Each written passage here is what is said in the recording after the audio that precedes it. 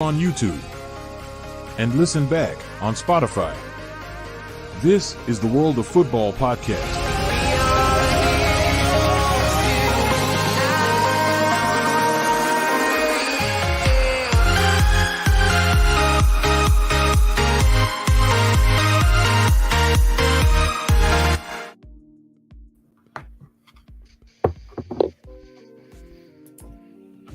Good evening.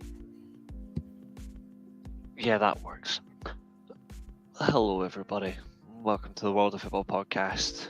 Somber, disgusting Liverpool.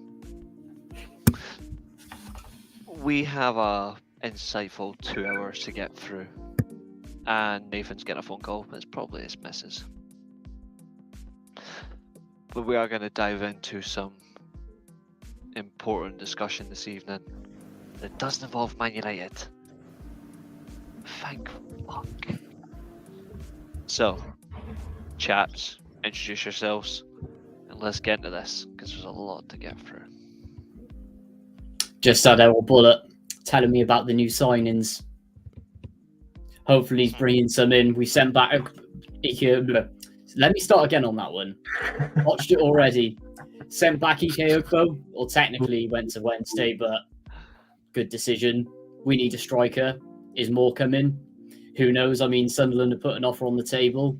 More than likely he's going to go to the bigger club at the end of the day. Need midfielders, because I'm sorry, but when you play Deadwood in the cup, that should be sold. Or, well, they're probably worth about 2 pence. Cough, cough, Sawyers, cough, cough, Remoter. We're in trouble. And when you play no centre-backs and a winger at left back, there's a right back. Dire times. Please sign some players. Oh, and we got Dirty Leeds this weekend, and we've sold more tickets already than Bristol City. That's our real derby, and if we don't beat them, my God, or even get a draw out of them, boy, have we got a show tonight. And that was Nathan. Now on to Below, who is dressed like a very posh chav. Again, that's Julio. Turtleneck wanker. So I'm not impressed. I'm not impressed, but I'll let him explain why he's wearing a turtleneck. Because I'm cold. Now, literally, I just got in. I was out at a certain kind of meet, shall we say, in a certain kind of place, and I literally just got in, and then I get the message from Nathan saying, we all good for 7:30. I was like, shit. But yeah, I mean, a certain kind of meetup. Don't want to Nothing know more needs what to be you... said. Nothing more needs to be said. Just I don't know what you got up to in Newcastle, but I don't want to know. I'm not in Newcastle, but it was a quiet drink. That's all. How far did you have to go? Around the corner. From Northampton to Northampton High Street, or whatever it is. Shocking. Yeah. But yeah, bit of a refresh this evening. Not talking about United, so I'm starting to get bored of saying a win is a win, but we're still shit every week. So thank you very much for livening it up a bit, Reece. Hope you're feeling better though. You feeling any better, Reece? Fine. I'm just getting early nights. Seems to be working. I'm up at 5 o'clock every morning now for some reason. So I've been up since 5 o'clock this morning. Ruined. No, I went to my bed at 8:15 last night. Slept from 8:15 to 5 o'clock. I slept from 5:15 on Tuesday afternoon. Woke up at 5 o'clock yesterday morning. So I slept all the way through, happily ignoring the WhatsApp group chats, as I do, by sleeping 14 hours. Perfect. But we're not going to talk about my sleeping patterns. Before we go into anything, I have some breaking news. I know it's been leaked a lot today, but Eric Diabolical has gone to Bayern Munich on loan. It was a loan? On loan. Yeah, it's because Dragason's the permanent deal.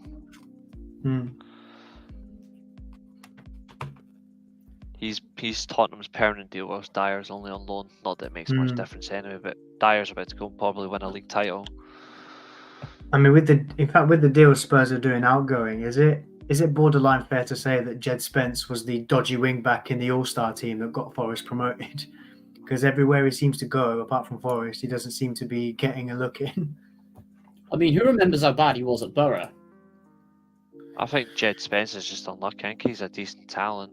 He's just not being given games to even showcase any ability at I think all. it also depends what system he's used in as well, because Warnock sums it up well. And obviously he wasn't too sort of... He didn't fit into his system at all. And at the end of the day, he said, well, you're going to be one of two things. You're going to be either Premier League or you're going to be non-league. Which fully backs my point. And ultimately, there was so much hype around him out of Forest because of the way he was in the second half of that season under Cooper. But Cooper always gets the best out of young players. That's the thing. And his system worked as well.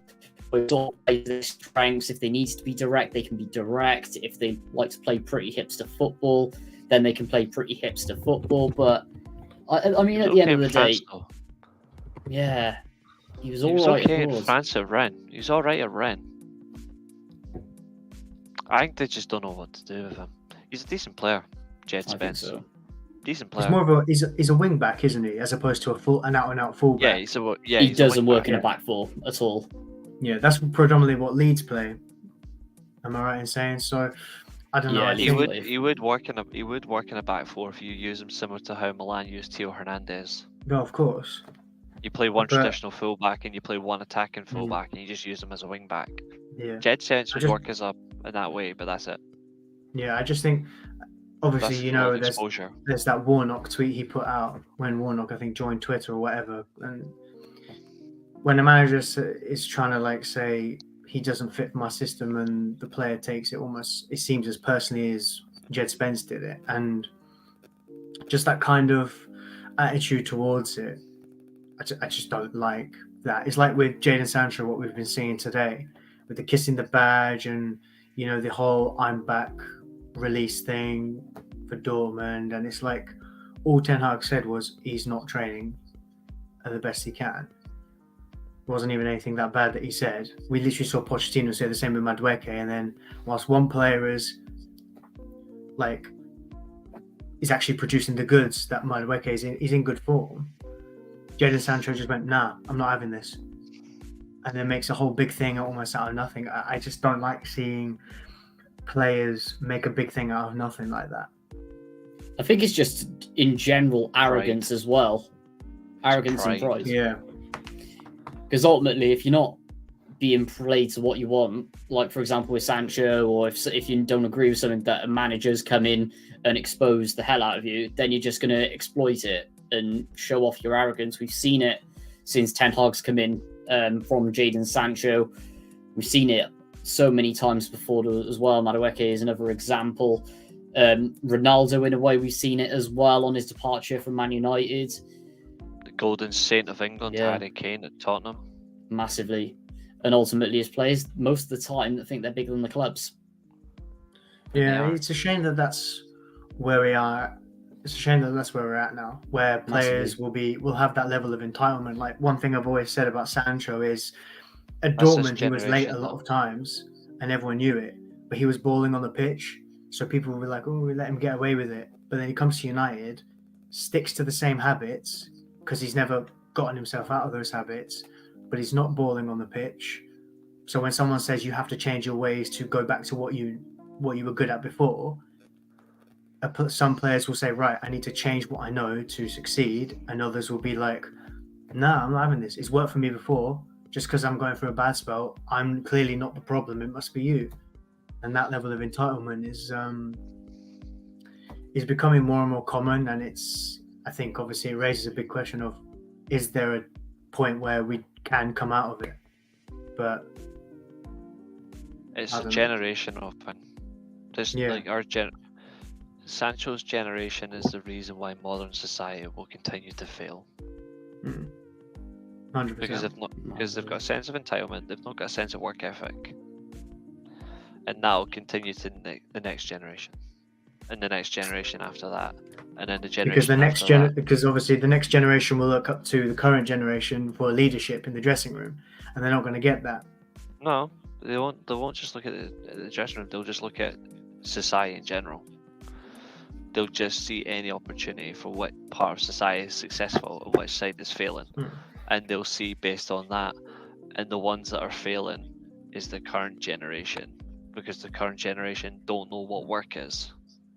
Hard work. They don't know what it is. They don't know what it means to take a knit and grit. They don't know what it means to survive. They don't know what it means to fight for position. It gets handed to them on a silver platter. Honestly, they're just the next generation of dole.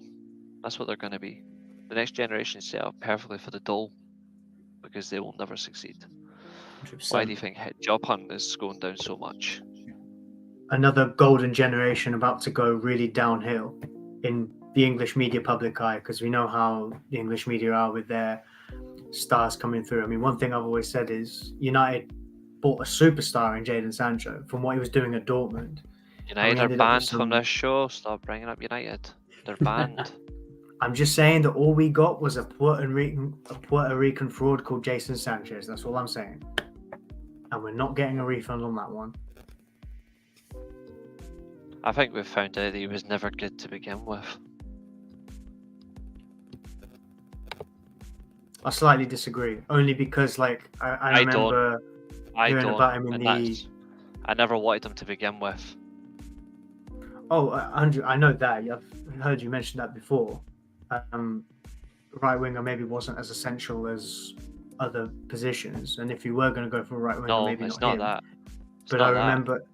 But it's no, purely the sense that he's just a fraud.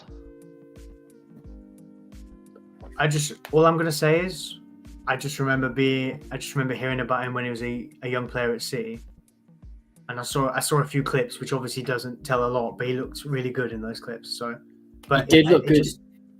It proves City were right to let him go. Anyone can ball in a junior team.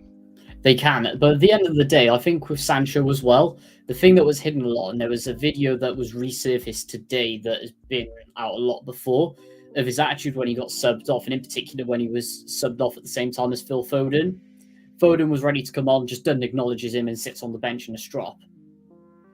He had massive attitude problems at Man City, and the fact that he was shipped off to Dortmund as well really was a big red flag that Man United should have looked out for.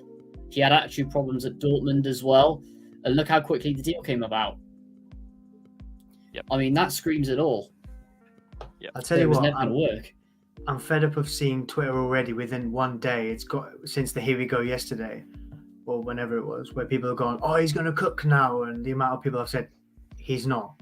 We've seen so many Bundesliga players make a big move, fail at the big move, go back, and not produce anything close to what they were doing before. Şahin, Kagawa, Götze stayed in the Bundesliga, but wasn't the same when he went back to Dortmund. Yeah. Even Luka Jovic at Frankfurt. And in addition as well, to be fair, the man on this thumbnail. Luka Jovic is actually balling AC Milan, so I resent your comment. No, he went back to Frankfurt, and from what I remember, he didn't do that well back at Frankfurt. That's not to say he was finished completely. That's because it's Frankfurt. Fuck Frankfurt. No, exactly, but he didn't do well at Real Madrid, and he went back to the club he was at before, and it didn't work. Obviously, Jovic has done well since, and I'm not contesting that, but my point is that when they go back to where they were before the big move, it's very common, especially for Bundesliga players, to not do well when they return.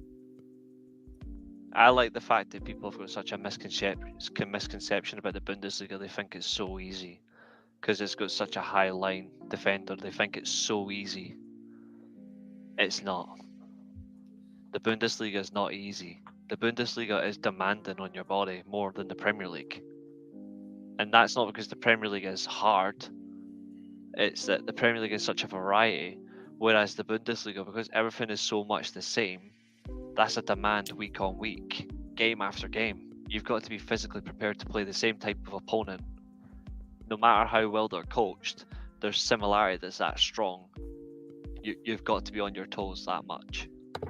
that's not easy to prepare for. That is not easy. That's mentally draining. So anyone that wants to rip into the Bundesliga, stop and think for a minute. Like, Is it to do with the mentality as well, Reece? Because you think Premier League, you see players making big moves. You think franchise and all those linked things. You know, the big money and everything. Whereas in the Bundesliga, it seems very, very football focused. it's a always lot about more- the more. focused. It It's is always very about the football. modest as well. But there is issues with that though. The issue being that the stubbornness of fans and clubs who will not allow foreign investment in the league, even like a little bit, because it'll give them less of an opportunity to compete. If they were a little bit hindrance and they allowed a little bit more foreign investment, you'd have teams actually challenge Bayern Munich for titles. I think as well, to add to that, another thing you've got to look at is the overinflated English player tax. Like, say for example, I mean, we've spoken about it so many times before, But it's haven't we? over- But it's over- Overinflated isn't enough to describe it. But it's there's ridiculous. but to be fair though, you're going to be overinflated no matter where you come from. French players are going to be overinflated in their own league. Spanish players are going to be overinflated in their own. Same with the Italians. Yeah, but then again, Kai Havertz is overinflated. From Bayer Leverkusen to Chelsea, Florian Wirtz is going to be sold for 85 million in the summer if Bayer Leverkusen choose to sell him. He's not worth 85 million. He's a great player, but he's not worth 85 million. Do you think That's he'd do well overinflation. if wherever he goes next, if it's outside of the Bundesliga? He'll ball where he goes next because he's going right to the very top. He's going to partner Jamal Musiala next summer. Like, I'm confident of that. Bayer Leverkusen are going to lose their best player after they win the league. Like, Bayer Leverkusen are the only team left in Europe that are unbeaten in all competitions. 26 matches unbeaten. They've not lost a game yet. Their manager and their best player are going to go at the end of the season after they win the Bundesliga. I think the manager will be smart enough not to go to an absolute shit show place. I'll tell you for a fact, one day in the future, Xabi Alonso will be at the band clubs, in the band clubs role. The band clubs role. Okay. Xabi Alonso will be a Man United manager in the future. No, I can't see it. I don't I see can. it. I don't I see it can. because of the Liverpool link. No one cares about that. I think it I don't comes know. into I it see a lot him. more, to be I see him honest. coming after Klopp. I see Xabi Alonso going elsewhere, That whole doing his badges elsewhere. But I don't know. I just fans need to get that out of their heads. Oh, because he played for Liverpool or he played for Man City, he'll never be a Man United manager. Hypothetically for anybody. Are we forgetting that it doesn't matter where you've coached, where you've played? If a manager gets the opportunity to work at a job, they will take it. Especially if they think they can succeed. If the Man United job was available to Xabi Alonso tomorrow, he'd take it. Especially if he was given guarantees. He would take it. But there's only one job he's going to get, and that'll be the Real Madrid job anyway. But I genuinely think he could get the Man United job in the future. I really do. But anyway, away from the band club, we're moving on. Because we're going to talk about a competition that frankly isn't as fun as I think as it used to be. facts. And that's the FA Cup. Because people say, and it's in the title, FA Cup magic, the magic of the FA Cup exists. I'm going to tell every single person right now that watches this globally, no matter where you are, the magic of the FA Cup is a myth. There's no such thing as magic of the FA Cup. I don't know why people think this. And I see it all the time when people smell going, oh, a little club is beating a big club. It's football, for fuck's sake. That's not magic. The FA Cup is not magic. The FA Cup is the oldest competition in football. But it's not magic. Like, where are people getting this stupid myth from? It's a myth Like- based on stories of the past. It's like a legend, a tale, if anything. Yes. It's a phrase used whenever there's a giant killing, because But that's usually when you football. think of Giant Well, of killings course, that's happen in football. giant killings happen in every single sport, but we're expected to believe the FA Cup is magic. It's just people that are delusional. It's delusion on a grand scale. If anyone that's watching this believes the FA Cup is magic, then football is not for you. Go and I watch don't think they cricket believe it's or go- magic. They do. I don't think I believe in magic. I just think that, No, especially they now do. with the way money is in the game, I think they just put more significance on the phrase. If there's a giant killing, Yeah. if a Premier League team gets knocked out, but like if a We'll Premier League put team gets significance knocked on the out phrase. by, We'll put significance on the phrase giant killing. Every time I see a little side beats a big team, it's not a giant killing I see in big bold caps. It's the magic of the FA Cup. because that's the slogan that's always been associated with it. It's almost Well, as it's old as time to time, ban that it. phrase. Not saying It's that. time I mean, to I ban don't it. believe. I'm not of the camp of that. There is belief that there is magic, but it's it's the obviously like It's all of the aroma that surrounds it. yeah, isn't it? it's like You the know? aura around the FA Cup whenever there's a giant killing because it's one of the oldest competitions and everyone loves But- it. And I think But that that's the it's thing. something You don't it's see- something to hold on to because the way that the gap is widening now, having that You don't little see team that beat the in- big You team. don't see that anywhere else. You don't see that in the Champions League. You don't see that in circumstances when a smaller side like Salzburg, for example, beat Bayern Munich. You don't I hear think the there's a magic of the bigger Champions extent to League. that, however, because the thing that you got to remember Is is there that kind of Salzburg slogan for them? technically is one of the biggest clubs in Austria, and then Bayern Munich one of the biggest clubs in Germany. Whereas when you get something like I You're don't know not going to see Maidstone that. against Manchester United, that the scale of both of the clubs is just massive. And at True. the end of the day, it's one of the only competitions that you're going to see it in, where you can Oh, have you're like going to these see it. Oh yeah, teeny you're going tiny to see it. clubs Yeah, coming up against 100%. Championship Premier League standards. The thing Oh, is, of course, Nathan, you're that going to see Champions it, League. but that whole thing needs to end. Like that whole slogan of the magic of the FA Cup, it has to die. Like we need to stop people from being delusional. Just I have don't to think tell them that anyone giant. actually thinks it's magic. Seriously, look at Twitter. You type magic of the FA Cup, and I guarantee there will be millions of tweets. Well, everyone's There will going to be tweet it. If there's a millions. giant killing, everyone will tweet it because it's the slogan. I've never We've all once- grown up with the slogan. It's the slogan we've all associated with it. I refuse to Do you know what acknowledge I mean? it. I refuse to acknowledge You it. I live in never acknowledged it as a Scotland. kid. You don't. You're not even a part of it. You don't experience it like me and Nathan do. Scottish Cup has the same circumstance, you gonk. Yeah, but there's no magic of the Scottish Cup, is there? Whereas with the FA Cup being the oldest competition, someone Hang on has. a minute. It does matter because all I will hang on a say minute. is David Marshall's Clang are at basically a park. My Yeah, point is that I'm and not hang on, advocating for hang the on. phrase, Let me but what just I'm let me just saying is rephrase- let me someone just has rewind you donned for a it. minute. Let me just rewind you for a minute. You said because I live in Scotland, he lives in Wales, and you're trying to tell me that just because I live in Scotland, there's a totally different aspect. His club is in it, whichever the. I guarantee if the two big clubs from Scotland walked into the FA Cup, none of the Welsh clubs would even touch them. And I think even Nathan would agree on that. Are you Like, talking about the- Cardiff Swansea or are you talking about actual Welsh league? If any of the Welsh teams actually went up against a Rangers or Celtic in a cup, No, a of specific course cup not. tie, At the they would be moment, demolished. we would. At the moment, we absolutely would. It doesn't matter when, you just would. It's the size of the club, the size of the atmosphere, and also the sheer wealth that they can put into each other. It's complete whitewash, and most of the English clubs as well.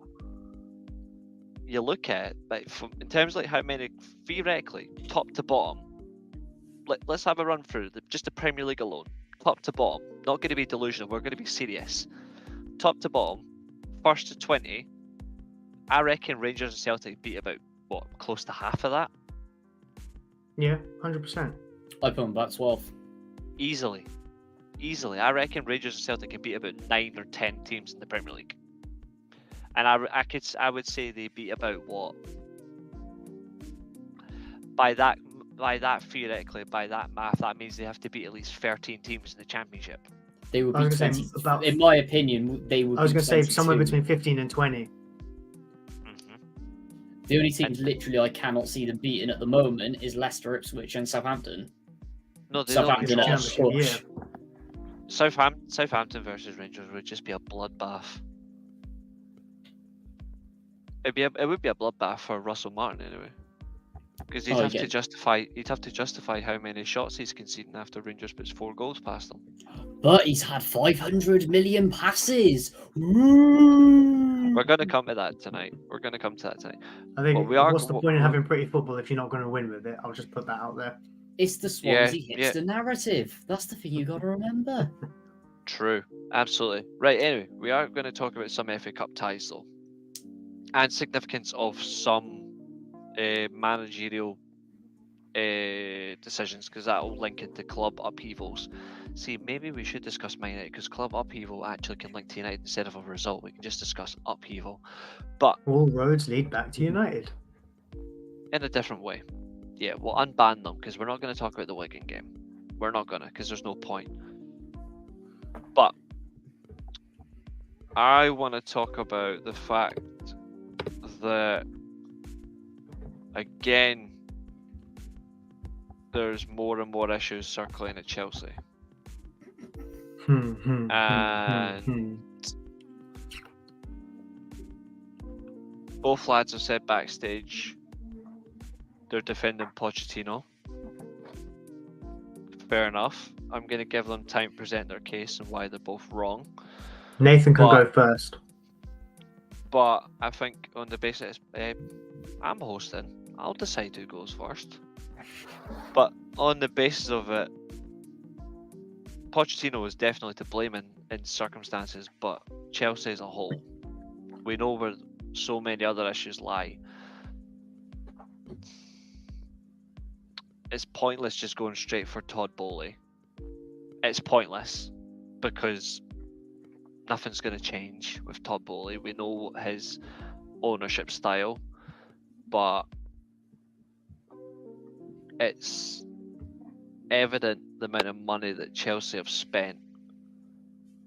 They've spent a lot of money to try and make this squad younger, but filled with versatile depth for the future on very extensive contracts, which are no longer allowed in the game because obviously that's been banned. You're not allowed to use amortization anymore because Chelsea obviously exposed that and then it got reversed. So now whatever they've done, that's it. They can't do it again. But Chelsea as a whole, they have rewritten the whole idea of gone backwards. They've gone backwards to a whole new level. And when you consider how much more Chelsea actually need to do, more money is going to be wasted. That's more resource they can't afford to waste. The question is,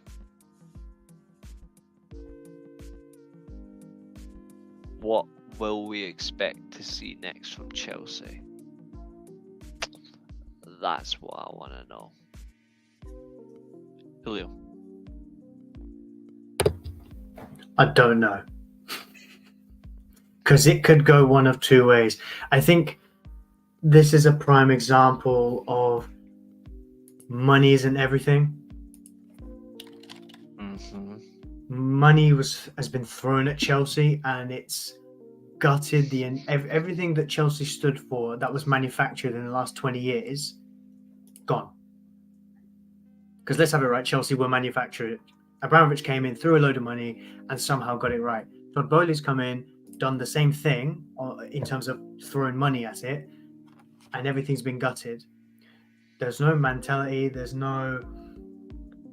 you just fail to see anything.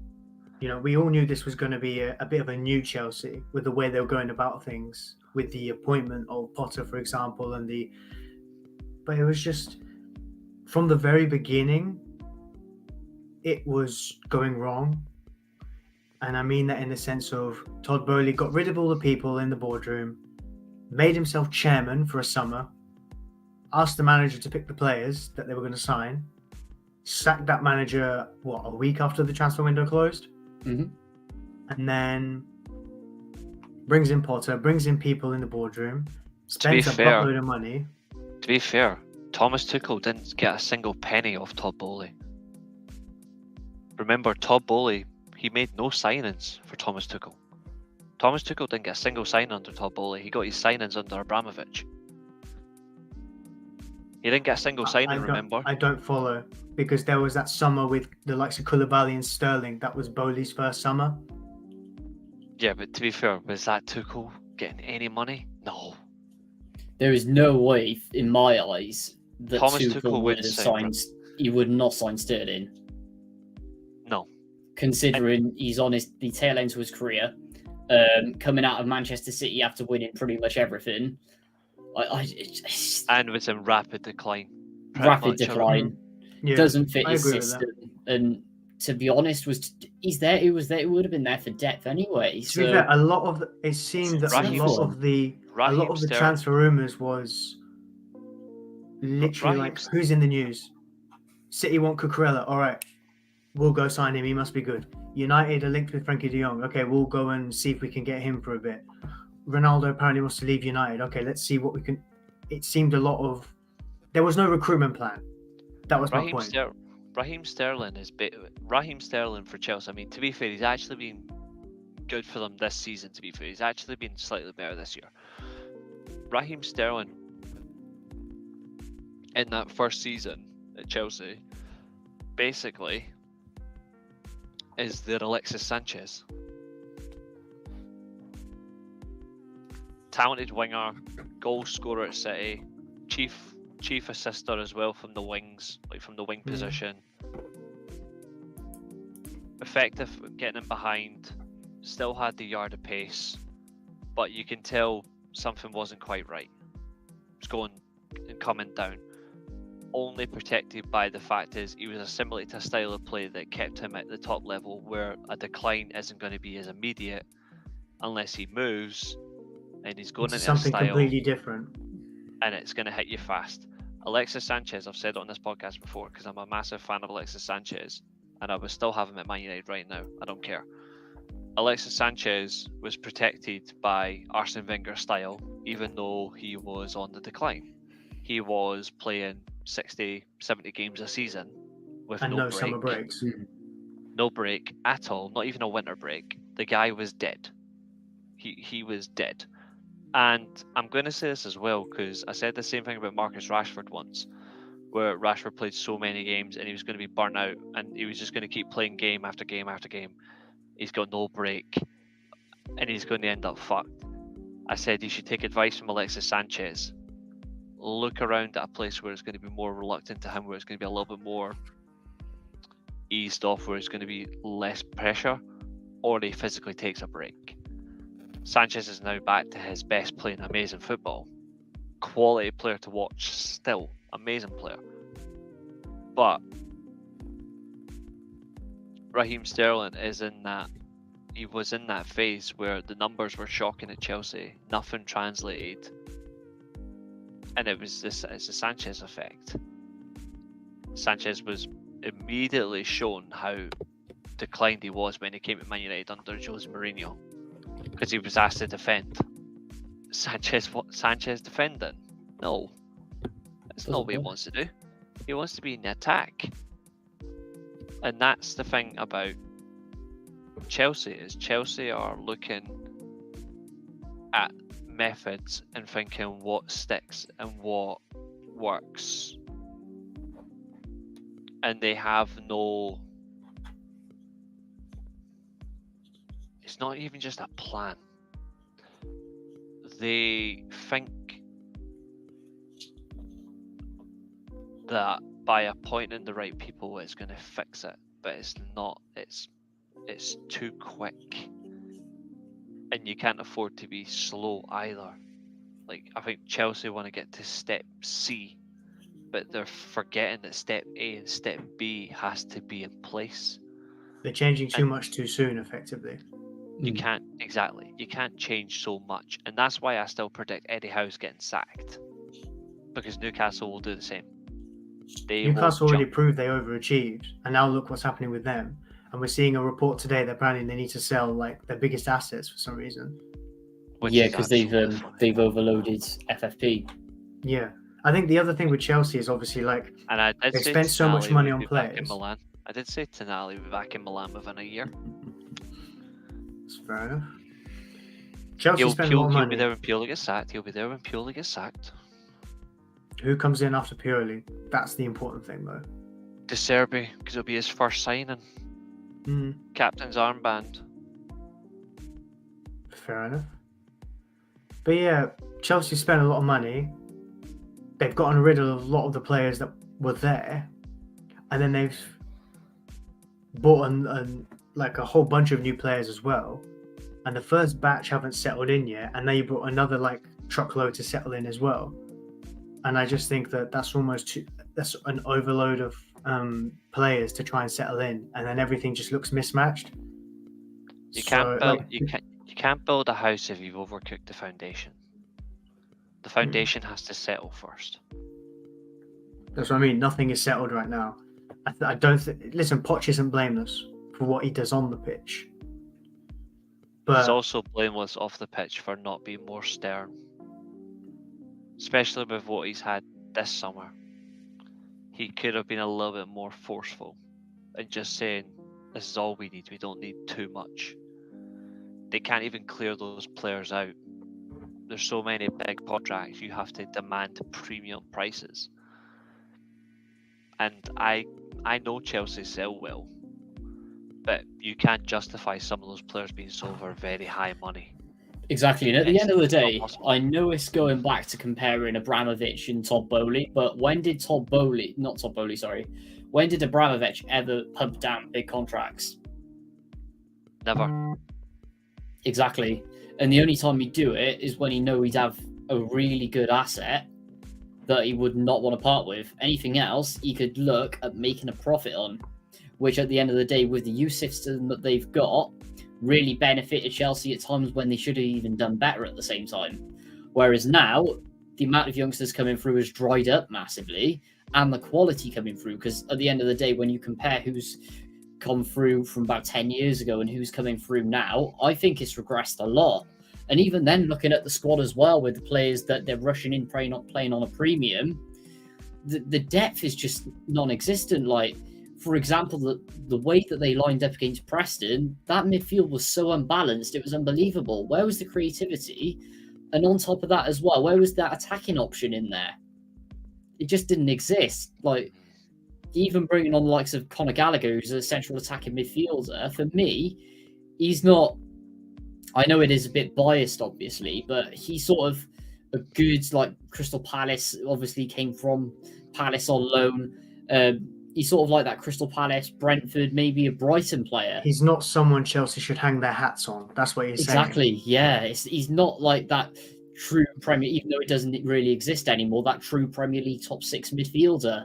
And when he's just like there for squad depth, and I know they've been using him a lot, like playing Cole Palmer in the middle was just completely ridiculous, considering he's a winger. But the options that they have there are just horrific. They seem to have an abundance of one thing and not enough of another. Exactly. You've got two strikers in Jackson, who seems to play every game and Massively score hot one goals. of 5 shots, depending on what game it is.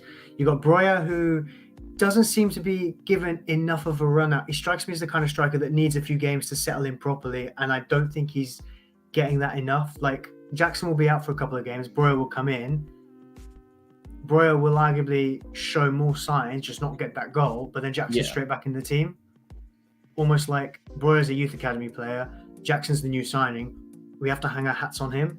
You play who's good enough. Now, I'm not saying Breuer is the answer. You know, I'm not saying he's that elite striker. But what I'm saying is that it seems like there's not enough goals up front. Then you've got, if they're playing the 4-2-3-1, you've got a lot of players who can play behind the striker, it seems. You just don't know which ones are going to play. Mm-hmm. You can honestly put their names in a hat and then just pick a couple out. Like today we got Mudryk on the left, Palmer. So you see my point. It's like there's a lot. And then in midfield, there isn't balance. Like, where's Romeo Lavia? He's not been seen pretty much all season. Like, because at the end of the day, Enzo Fernandez cost 100 and something million. You got to He's play going to play him, regardless. It's who even though he's a partners him. CDM. And they're using Caicedo, who's pretty much an identical player. Yeah. So CDM running it at the back. Exactly, and then it's almost like they got a short list, but they didn't separate it into what kind of profile the players are. They went, who could play in the double pivot? All right, we'll get those two then. I know this sounds very naive and stupid to say, but it almost looks like that's the recruitment. Like, they've got abundance of centre backs as well, to the point where Levi Colwill has been playing left back at points this season. That's where they want him to play, though. No, I know. It seems that way. I know, obviously, that seems to be how they're doing it, but I think there's just a lot of players, and then you got Pochettino coming out and going, we still need more money. Like, I understand if you need more money to strengthen in areas you don't have enough. Like, the goalkeeper's still questionable, the strikers are still questionable, a partner in midfield is looks like it's needed. So, but it's just that you're throwing more money at it when you don't need to throw more money at it. If anything, you need to throw less money at it, if you get what I mean, because you don't need to spend that much anymore. It's like they're trying to throw too much seasoning. Let it marinate, let it cook for a while, and then see. Because some players will get lost in this. Some players have gotten lost in this. In another team, Mudryk maybe looks good, but he doesn't look that great for Chelsea because it's all a mess. It's like it looks like a lot of individuals put on a team sheet. And Hella's comment there about no one knows what they're going to do. I started the first 3 words were, I don't know. I think Pochettino needs time with this lot to see who's cut for it, who isn't, and proper see what it is. Because I'm not saying what. Go for it. I'm not saying he's like. I think Pochettino's probably the best that they've got right now. I don't think that changing the manager. I'm not saying he's perfect. I'm not saying he's blameless. But what I'm saying is the fact that you've brought him in. You know what his CV says about developing younger players. You've got all these young players, and almost like he's having 5 minutes with each one rather than time to actually develop them. He's like, right, Mudryk, I've got 5 minutes with you. Okay, on to the next one. Because there's so many of them. So time will only tell once the foundation is maybe set a little bit more. Then it will come to fruition to see, okay, Dizazi's got what it takes, for example, or Badiashile clearly hasn't. You know, Yeah. These are just names I'm picking out just off the top of my head, just random names.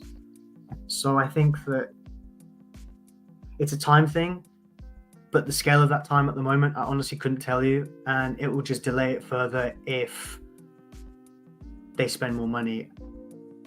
So, I think another thing as well is you say about not sacking Pochettino, but maybe Pochettino is just in the wrong job, whereas another manager might be better suited to Chelsea, who's already in the league. The thing I don't disagree with that. That is also a valid statement. But at the end of the day, I think with it though, if, say, for example, they do end up sacking Poch, then it's just going to be a manager merry-go-round there. Whoa. Chopping and changing till it sticks. I think what's crazy, if you're allowed to swap managers in this league, like if the manager felt maybe he was best suited to a different club and there's another manager who thought maybe I want a different challenge because it's not working here. If that option's the case, I think Man United would have swapped Ten Hag for Pochettino, and Pochettino could have went to from Chelsea to Man United, and Ten Hag from Man United to Chelsea. It just seems that he'd have more control at Chelsea in terms of actually spending on money on just getting whatever the hell he wants, and Pochettino would have potential familiarity of people who he's worked with before at other clubs who are going to potentially be coming into Man United. It gives him a little bit more of, even though it's more chaotic at United because you're under the microscope every week, it's something he'd be familiar with though. Not just the people, but the job in hand even. Because I think what Poch had at Spurs was a transition from the dross that they were putting up with for years, and he had Paul Mitchell with the recruitment, and I think that would be the same if Poch came to United and Paul Mitchell was upstairs. Because I think if United were to change Ten Hag, they'd have to go for someone whose CV warrants that, and I think Poch would be a candidate. Yes. Nathan, what about you? It's so tricky. I think Julio's meant mostly cover what I was going to say, but ultimately, at the end of the day, if Bowley risks it and sacks Pochettino, who's going to say that the next manager that's brought in? I know every single managerial change is a risk, but who's going to say it's going to be a success or not? Because at the end of the day, it's not their squad. There's loads of gaps across the board. There's problems with the squad. There's problems with squad depth. There's problems at the board level that Todd Bowley is just on a planet of his own. That's not going to correct itself in one go, and ultimately it's going to reflect it on the pitch. And it's not as easy anymore as 10 years ago. You could just spend your way into, for example, the top 6, and Chelsea would be absolutely fine with it with some class players. But nowadays, you've got the likes of Newcastle, even though, well, we all know the FFP issues that they've got. Villa shooting up the league, breathing down their necks. And the problem is with the ownership they've got and the size of the clubs that they are, because the thing you got to remember is that Newcastle and also Villa are 2 massive clubs as well, and they're going to be in there being able to compete, whereas 10 years ago not so much. And there wasn't really, had the top 6 and then you had the next level below it, and that would always chop and change between a load of like smaller clubs season after season after season. Now it's going to be mostly consistent with your Newcastles, your Villas, your Brightons in some extent, bearing in mind with the European football and investment, and also the players that they're selling as well. They're able to get this money back in and use it to reinvest, which will allow them to compete with Chelsea, who don't understand what they got to do off the pitch. That's going to cost them against especially a team that's going to moneyball, which you can add your Brentford, and in some aspects, even though they do have money back in them, your Fulhams into it as well. So I think that with Bowley coming in, ripping up the rule book that Abramovich made for the 20 years that he was in charge of Chelsea, he's pretty much built them and regressed them into a mid-table club that are going to get stuck in this rut. And if I'm honest, unless there's some miracle where I know they've shot themselves in the foot with the long-term contracts, but it does need a bit of a rebuild and a rethink. And that's just not including the squad and the board level. It's just a complete mess that you can't fix. And if it would have happened 10 years ago, they would have been fine. But the fact that they've done it now, that the Premier League is getting so much more competitive and tight, in particular, where you've now got a top, what you could say 10 instead of a top 6, is a bit concerning, especially when you're going to have some clubs in the Championship, but don't need to name names, big clubs who will be rich owners coming up. And if they get it right, then they're going to be joining the club. That's the problem you've got. And in my opinion, like you could say, aside from Tottenham, maybe Man City at push, Chelsea are the smallest club out of the top 6. Yeah, I agree. I don't think it's a coincidence that when we see clubs lose half their players in any level, even in League 2, yeah, when a lot of players, obviously it's different down there because players are on 1-2 year contracts and there's like a constant, like somewhere between 8 and 12 players. But not only that, on top as well, Championship down, in particular league by league, or you could say Championship, bottom half of Championship and League 1 is a very similar standard. The thing that you've got to remember is that the gap between the skill level and sort of where clubs are is so tight. Like, finances as well. Time. Yeah, like we've seen the whole thing about Leicester with the parachute payments being linked with Sensi from I can't remember who it said he was playing at. Whereas then Ipswich were looking at Sam Hoskins from Northampton. Granted, to an extent, Ipswich spent their way to get out of League 1, but notwithstanding that, you've got 2 teams at the top, 2 completely different animals financially. You've got one who's trying to moneyball it from a league below, and you've got another who's just going, right, so we've got about 20 million quid. Who can we just give it to just for one of their players to see our promotion? You know, like all those players, a team such as League, all those players coming in, yeah, when there's like contracts running out and stuff, the team doesn't perform well. Like Bradford, I think looked quite good last season and got into the playoffs. Then they had that massive like conveyor belt of players going out and coming in. Mark Hughes has been sacked by about October. It happens. So I don't think it's a coincidence that at all levels, when a team gets gutted and then thrown money and then gutted again and thrown more money, it's almost like an empty changing room. There's no vibe. There's no like connection there because everyone's just new to the place. It's like, so how long you been here? 5 minutes. How long you been here? 30 seconds. No one's been there long enough to almost like put a stamp on anything, and it's from everything. It's like Reece said, they're trying to change too much too soon, and they're not letting anything grow. Like, you plant the seed, you don't just start watering it, and then the roots grow, and then just keep doing it because it will drown. You know what I mean? Like, you give it too much. That's what Poch has done. He is Bowley. That's what he's pretty much done. He's drowned Chelsea. And in my eyes, and those players as well. Yeah, because I mean, we've seen it so many times, especially in the lower level, and I know we're not going to see it so much at Chelsea because the size of the club that they are and what the Premier League is like now. But at the end of the day, because the amount they spent on the players, they're going to be losing so much money, and with FFP creeping up and not being able to reinvest in money that you've earned from these players, it's going to really cost them. And if I honestly wouldn't be surprised if they finish between that 10th and that, what you could say, 13th, 14th bracket for the next 5 seasons. It would not surprise me at all. A transfer ban would help them. It would. Look transfer at what ban for 2 or 3 years. Yeah. Look at what happened with Lampard. Yeah, it made Lampard look like an actual competent coach for a bit. And then they spent money, and then suddenly he was out the door.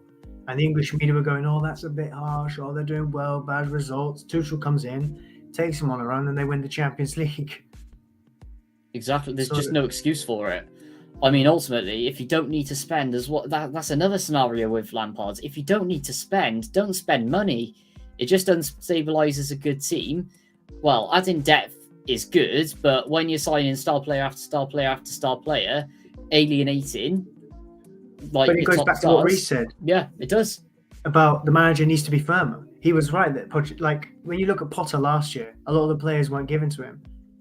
David Moyes had the same problem at United with Juan Mata. He's not going to say no to Juan Mata. Juan Mata out of favour at Chelsea, but player of the year previous 2 years, and most assists and everything. If he says, right, we're going to give you Juan Mata, he's not going to say no, is he? No, because it's the same. At the end of the day, Pochettino arguably needs to be firmer. Pochettino, at the end of the day, should have gone, or whoever was, because Caicedo was this season, wasn't it? Pochettino, Caicedo was this season, wasn't he? Caicedo was this summer. Season, and Lavia was this season. Yeah. After already having Enzo Fernandez last year, Pochettino should have gone, hang on a minute, I don't need Caicedo, save the money and sign 4 good proven players on a 1 or 2 year contract and sell them at a profit, instead of just go and actually use Enzo Fernandez because he's got the tools that he needs, instead of being like, oh, sign Caicedo, tie him into a 7-year or something ridiculous contract, run down until he's extremely old, and then probably sell him for about 15 to 20 million, or even on a free transfer. I think Harry Redknapp would have been proud to the extent of this, but also shocked at the financial superpower of this wheeling and dealing. Like, someone said squad depth in the board, and they just went, right, let's do that. Let's sell him, let's sell Mount, Havertz, we'll sell them, we'll get all this lot in. Like, that scene in Family Guy where Peter meets all of his like surrogate children and that. Yeah. And then the board literally went into Pochettino and went, we got you some players outside. He's like, oh sweet, goes outside, sees the entire like all the new signings from the summer, and he's like, what am I supposed to do with this? Literally, what am I supposed to do with all these players? Where's Mount? Where's Havertz? Gone, mate. Koulibaly, Mendy, just gone. I mean, at the end of the day, in this squad, Koulibaly would be one of the first names on that team sheet. Would he? Because there's a lot of centre-backs there already. There is a lot of centre-backs there already, but when you look at the FA Cup, for example, would you play Koulibaly or Levi Colwill? Colwill. But only because... For me, I don't think so. I like because of the opposition with Preston, and I like Colwill, and I think there's a real player there. He just needs... obviously needs a good environment and development.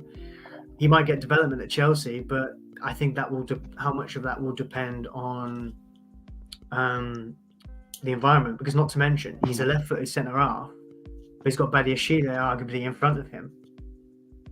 You know, Chelsea have Cucurella and Chilwell as their left backs, and Colwell's been playing. I don't know, has Colwell played there more than those two? I think so, yeah. So Which just horrendous.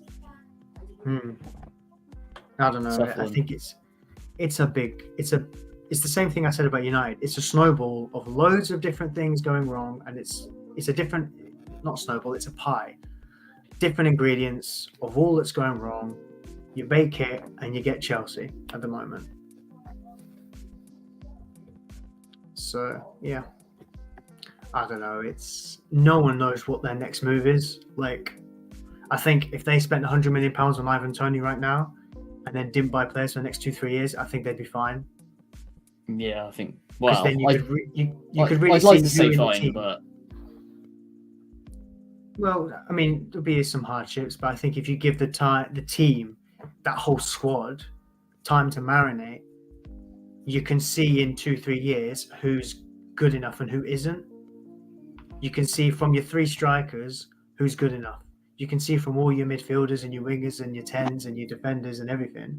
You see from all of them who's good enough, who isn't.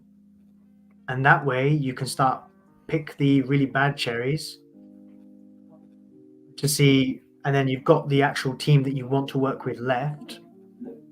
But then even so, do we know if this is the actual team that Pochettino wants? There might be a lot of players in there that Pochettino goes, he doesn't work hard enough, he can't dribble, he doesn't know what day of the week it is.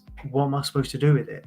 It's just, I think there's just so much there that needs fixing, and there could be managerial casualties because of that.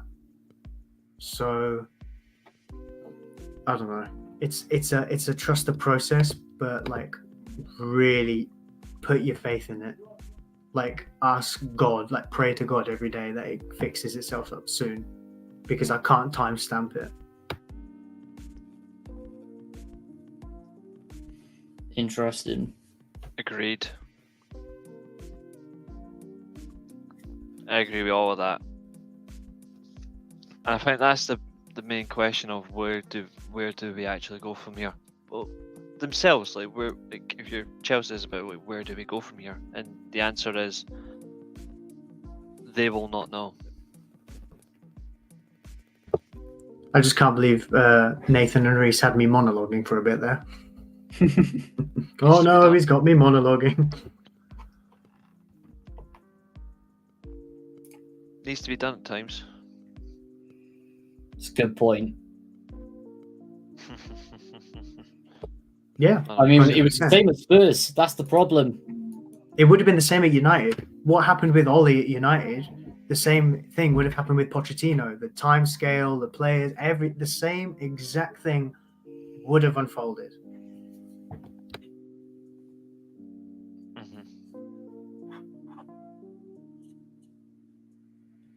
Absolutely. Speaking of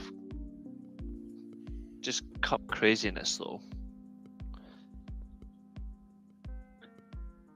the fact that Maidstone are still in the competition.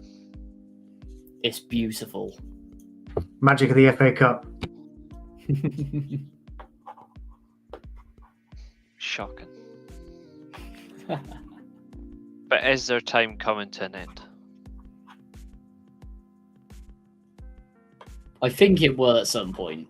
At the end of the day, it will run out of steam. But when we see it in particular, I think they're conference. Are they Conference North or Conference South? South. They're down there. Yeah. At the end of the day, usually most non-league sides are out by the 4th or 5th rounds. They got to play a high-flying Ipswich side, and I just can't see it, unfortunately. But at the end of the day, which I think we see a lot, where the cup does get disrespected, Ipswich might just want to focus on the league, play a much weakened squad, and let Maidstone go through, just to get out the FA Cup. Which it'll be nice. It would be nice for.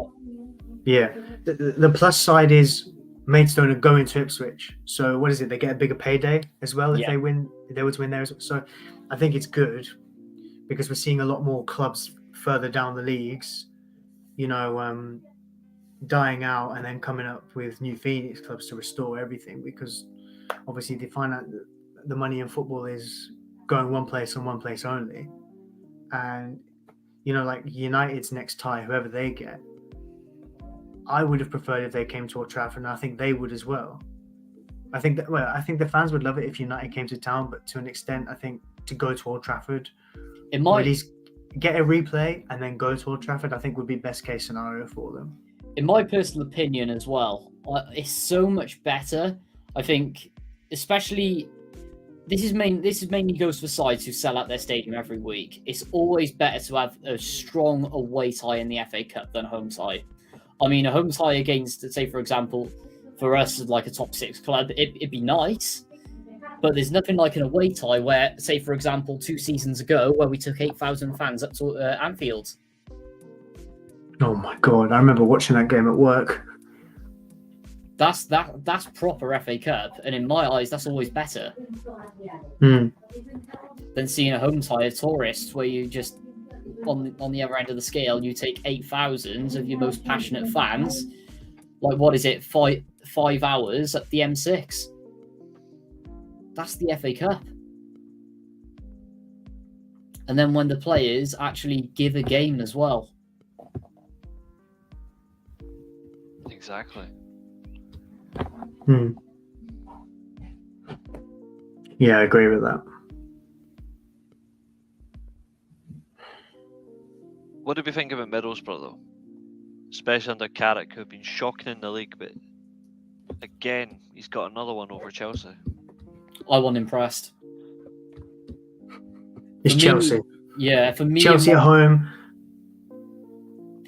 Chelsea could overturn this in their home leg, put it this way. they could. It wouldn't surprise me.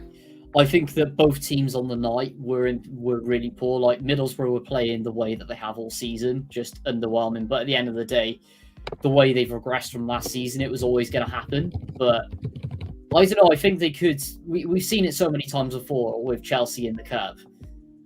They could very well bottle it and completely just capitulate at home, and it always seems to be at Stamford Bridge as well. So I would not be surprised in the slightest if we see a Middlesbrough-Liverpool final. Do you agree with this? Because I saw this on TalkSport. Do you agree with the sentiment that a Fulham, the Middlesbrough final, will be better than a Liverpool-Chelsea final? Yes. The only reason that is because in the last 10 years, and it's evident with the stats that are being pumped out left, right, and centre, is that the majority of the clubs who've been making the League Cup final, it's just been top 6 sides. And it's sort of been the same winners over and over again. Like, look at the amount of times that Man City have won it. Take it back to the 2000s and 2010s. Look at some of the sides who won it. Birmingham City, Middlesbrough. Oh, Tim that Botside, Birmingham City yeah. Arsenal final. Phenomenal. Oh, that's such a good game. There's one final you've missed, however, Cardiff City, Liverpool. But we won't That talk was- about that yet. Do you know what?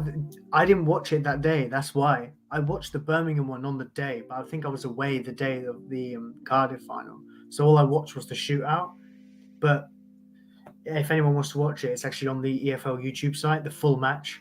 It is. with It's Sky because Sports it's it's one of the all-time Okay. classics.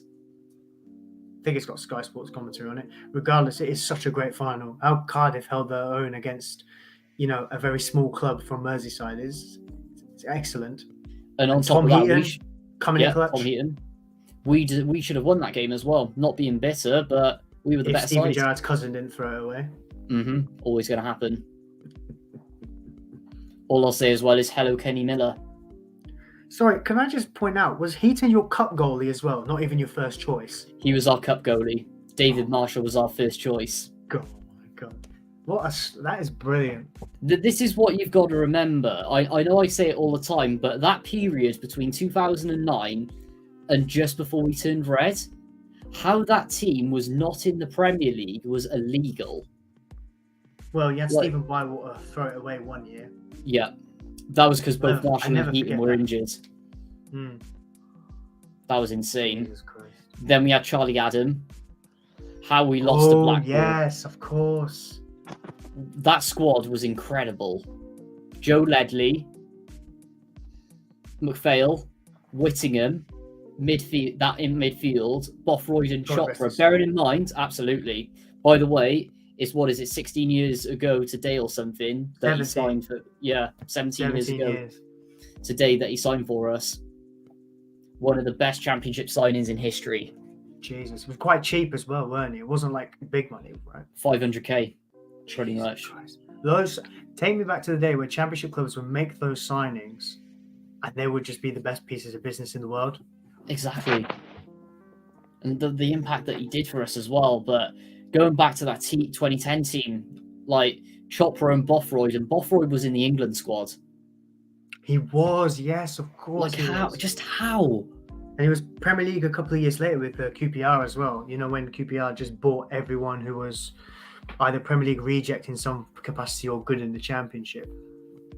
That just completely overpriced. What was Mr. What's his name doing that year? Do you know what it was?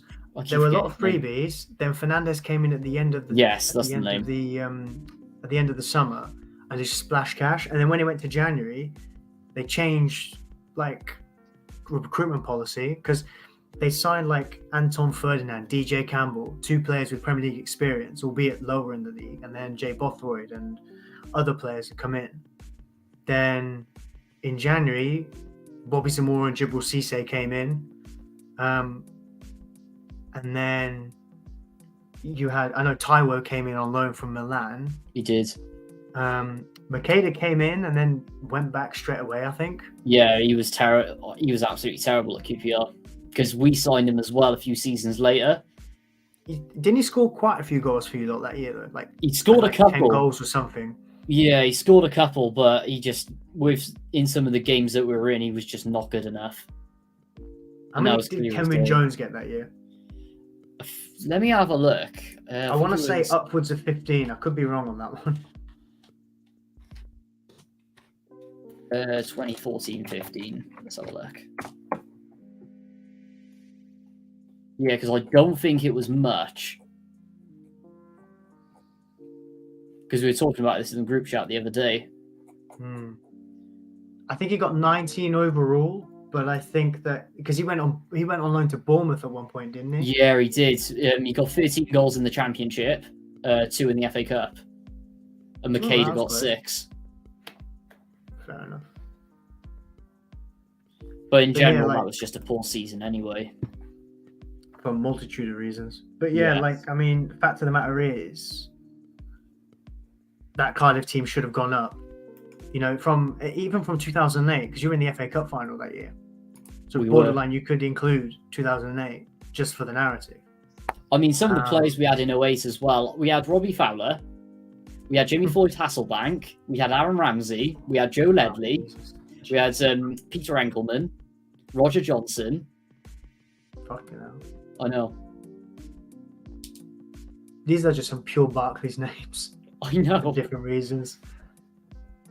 How did you not go up? I mean, fair play, you went up in the end in 2013, but should have gone up sooner. Way soon. So many times before. But at the end of the day, that's Dave Jones football. Oh my God. Amazing to watch, but like, he just, when a big game comes around, he just doesn't make it happen.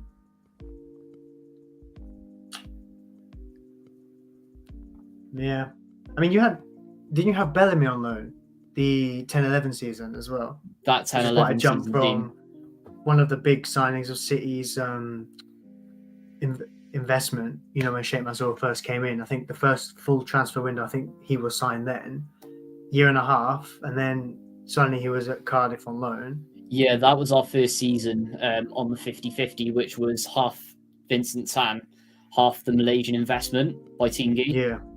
So that was when we were run ridiculously. And honestly, like Bellamy, Ramsey, just that team again. Just the names. I can't. The quality. It should have been in automatics. It was better than that Swansea side. It went up. Yeah, so you lost to Reading, and then you had to watch Reading get dumped by Swansea. Scott Sinclair hat-trick. Exactly, and I know it's deluded me saying it and bitter, but I actually think we would have won. We would have beaten Swansea. I tell you what, because we did it a few months Swansea earlier. playoff final at Wembley. My God, it wouldn't be able to happen. The police just wouldn't allow it. I can't imagine. I think they would just be like, "No, just play it in Cardiff." No, it'd have to be played over 2 legs. Oh my God, that's ridiculous. That is ridiculous. But yeah, it went so downhill as well after you did get promoted. And it hasn't been good since. Let's just say, but it's all been downhill. What did we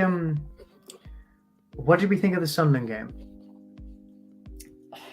For me, I was really disappointed in Sunderland. Got the score right. Wrong order. No, to be fair, I thought it would either be 1-0 Sunderland or somewhere like 2 or 3-0 Newcastle, depending on who woke up that day. So it was one of those games. I think it's just felt nice to see a Sunderland player try to break a Newcastle player's legs though with that challenge, and then rattle the entire fan base. It was amazing with that one tackle. It was beautiful.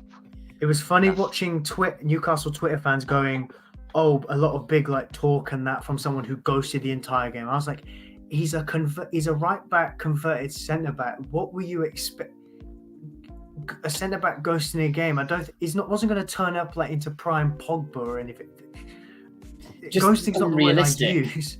They're a delusional fan base. Yeah, I know. It's ridiculous. It would have been nice if Sunderland humbled them, but I just think on paper Newcastle just had the better team. And I think if a competent manager was actually at Sunderland, they might have won that game. But when you've got Mickey Beale at the helm, what do you expect? At the end of the day, for me, Sunderland just did not turn up for a derby or have that derby mentality. It's been years since they've had a derby. I don't think this group knows what a derby is. I mean, the thing is, you could say the same about Newcastle. At Middlesbrough, but you could say the same about Newcastle as well. But the way that Newcastle portrayed it, they just seemed so much more up for it. And Mick Beale sent them out treating it as another game, and he should know better from the old firm. He's an idiot. This is what drives me mental. I remember in press conferences before the old firm, he was like, "I'm not even going to say the other team's name. Can't stand them." He's like, I'm not convinced. Nothing he says is genuine. I know we say Lee Johnson is a car salesman. Mick Beale is a politician almost. I just can't take whatever he says seriously or any truth to it. This guy could probably he'd probably tell me Sunderland playing red and white, and I probably wouldn't believe him. I honestly can't wait until he starts talking about Kiefer Moore. Say that again? I honestly can't wait until he starts talking about Kiefer Moore. If he says Kiefer Moore is signing, then I'll get a Cardiff shirt with Kiefer Moore's name on it, because that's where he's going to end up. He's not going to Sunderland. I think the other thing that I have to mention as well, and I don't know whether it's a bit arrogant, is what on earth has happened to the Newcastle fans? Wind the clock back to 2016 and look at how good their fans were. Do you know what? I thought when the money would come in, I didn't think they would turn out like this. I thought they'd be a bit more grateful. No. Because clearly I was wrong. In hindsight, I was an idiot. Corporate. But it's like them with their freebie scarves with a sponsor on the end when they score. Hey. They look like the Leicester fans. If anything, that's worse than our Norwich scarves. I know. The thing is, I'm waiting for the half and half scarves for Newcastle fans. It's gonna be fucking hilarious. Honestly, if I see one of those, I will call it. Well, it'll be whipped in the category with one of those tin pot derbies. The thing that I will say, and it's gone out of my head. Yeah, it has gone out of my head. Can you remember where you were with the thought process? We're talking half and half scarves, Newcastle, Sunderland obviously being the bigger club and everything. They're just when the goals go in. This is what I was going to say. When the goals go in, they're acting like the Leicester fans at our place, where they're jumping up and down like me characters with hardly any limbs. It's absolutely ridiculous. Can you imagine Can you imagine if Sunderland had scored though? Like first. The roof would have come off. I mean, Yeah, exactly. even at the start of the game when Sunderland were doing their pre-match chants and in the first 5 minutes, the roof was on by like that, whereas Newcastle were just doing their general chants. You know, we got 6,000 here, got it over allocated, and Sunderland just let them in with open arms. Yeah, let's just give them the bottom tier. Let's deck out the concourse with all the Carling stuff, with like, oh, black and white this, black and white that. It's a derby. Do you know what the crazy thing is? Newcastle fans are right to say we silenced, like ground was silenced, the home crowd was silenced. Yeah. You weren't that loud either. We couldn't hear you. Exactly. It was as bad as Anfield.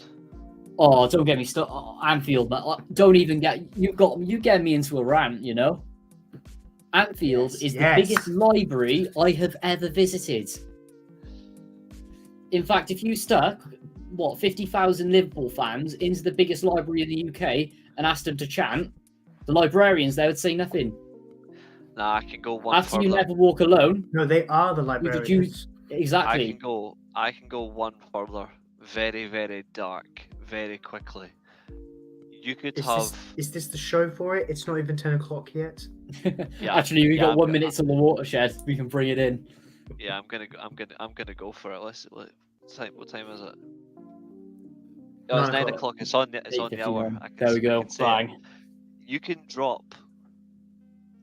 reenact Hiroshima on Anfield with a full sold out stadium, and you wouldn't even hear people's like dying voices after being bombed to bits. It'll still be silent. You could hear if Hiroshima happened again in Japan, you'd still hear it from Anfield. Be that quiet. Is that quiet? It's a better way. Is that quiet? But genuinely, like after You Never Walk Alone. No, but I'm genuinely serious. You could literally drop.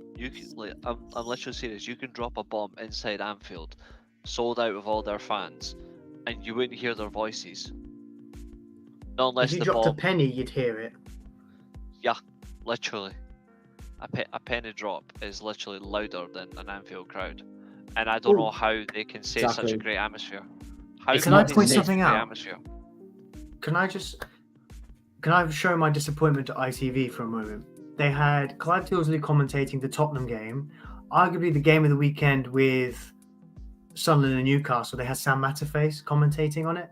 Now, I don't mean any disrespect to Sam Matterface, but Clive Tilsley for me is one of the best commentators around, if not the absolute best. I still think Sky Sports missed a trick not getting him. Bold. But I feel like Clive Tilsley in a Time Weird derby, or at least put the Time Weird derby on BBC so Guy Mowbray can commentate it. Guy Mowbray's been commentating those derbies for years, and I think he's a Sunderland fan anyway. That's bold to claim that Clive Tilsley is the best ever commentator, though. That's bold. Not best ever, one of the best, if not the best around. Currently, yes. If you said best ever, we'd be currently, yes. I didn't say best ever. I said currently. Because we all know who the best ever commentator is when it comes to football. That will always be John Motson. Oh yeah, 100%. Sorry, I was waiting for you to say the name to be like, am I going to agree with this? John Motson is the greatest football commentator of all time. His partnership with Valley McCoist as well. Gold. Phenomenal. And Clive, actually, to be fair, Clive Tilsley and John Motson were great together as well. Great partnerships. I enjoyed them growing up. Here's another thing that I'm going to chuck in as well. I know it's not really relevant, but it's close to it.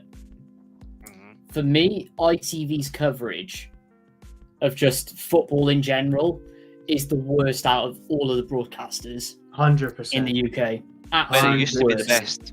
When it used to be the best by a mile. Let me back to 2000's Champions League nights. Incredible.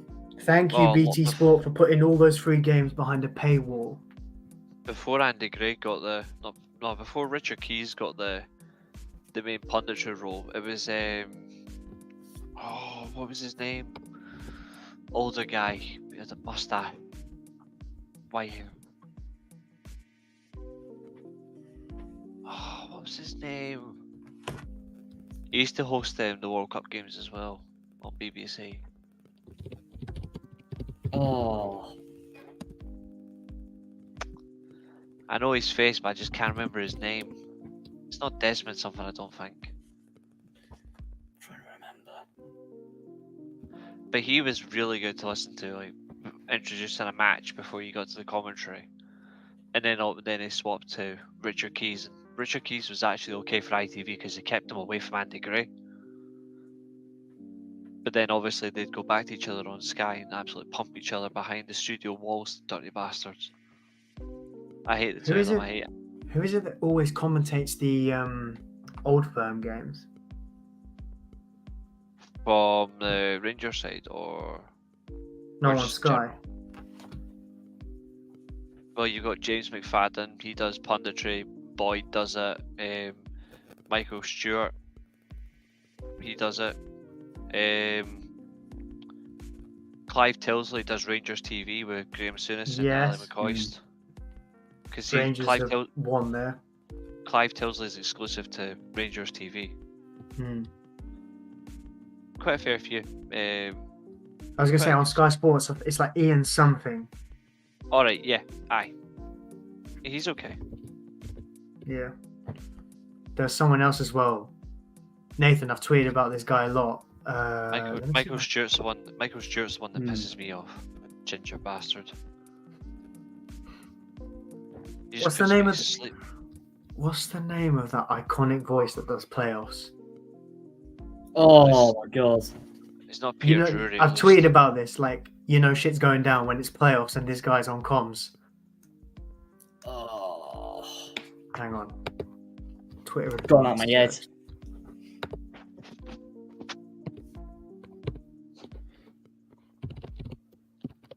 To be fair, it doesn't matter who does what commentary. When I always just like to go back and listen to a Motson commentary. Incredible. Especially if it's Gary on Weaver. Walk. Oh yes. I tweeted about him when Peterborough bottled it in the playoffs last year. You just knew that when you saw him on comms, you knew Peterborough were bottling it. Some mad stuff was happening. His commentary was awful. Hmm? His commentary is awful. It is not. It is. It's awful. I resent that. It's what people accuse Peter Drury of when they say it's over fantasized and overly Shakespearean. Yeah. No, Weaver doesn't do it as much. Gary Weaver is overly clownish. And it's genuinely not good commentary. It's awful. Like, he needs to be put in a mental asylum. Like, his commentary is dreadful. His commentary is on par with Jermaine Genius and Michael Owen. Oh, I see. Jermaine Genius is shocking. Yep. And so's Rio Ferdinand and Paul Scholes. Their punditry is awful as well. And I think that's what our next tier list needs to be. Let's just get a load of pundits on the tier list. And just absolutely crucify Should them. we call Joe Barton for that?